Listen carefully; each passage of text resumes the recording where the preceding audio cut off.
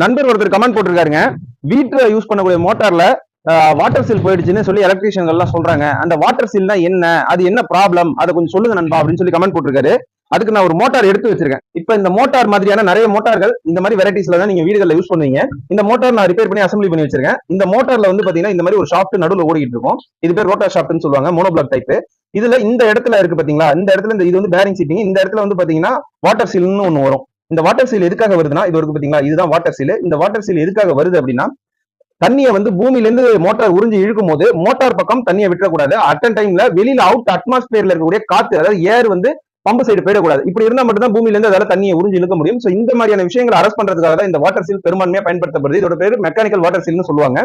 இந்த water seal problem என்ன ஆகும் அப்படின்னு பாத்தீங்கன்னா, தண்ணியில ஓடி ஓடி இந்த ஷாஃப்ட் வந்து துரு பிடிச்சி வீணா போயிடுச்சு பாத்தீங்களா.